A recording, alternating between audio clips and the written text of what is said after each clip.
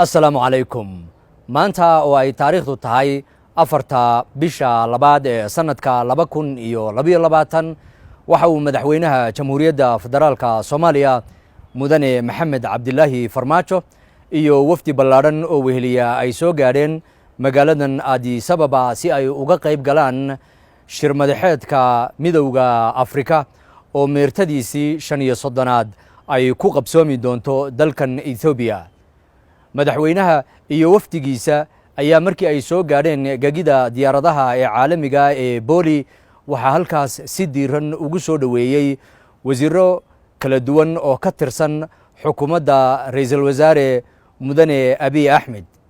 iyo safiirkeena inoo fadhiya dalka Ethiopia mudane Cabdilaahi Ahmed Jaamac iyo diblomaasiyiinta kala duwan ee dalkan Ethiopia inoo jooga.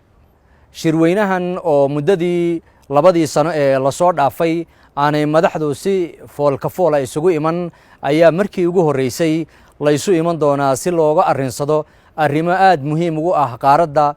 xilligan la joogo iyo mustaqbalkaba. waxaa si fiican madaxdu ay uga wada hadli doontaa sidii dib u habeyn xoog leh loogu samayn lahaa hanaanka iyo habka uu u shaqeeyo ururka midowga Afrika. waxaa sidoo kale laga wada hadli doonaa sida iyo guusha laga gaadhay xakamaynta COVID-19 iyo dhibaatooyinka ragaadiyey qaaradda oo ay ugu horeeyaan amni darrada, saboolnimada, xagjirnimada iyo arrimo kale oo muhiim ah oo madaxdu inta shirkani uu socdo ay isula soo qaadi doonaan.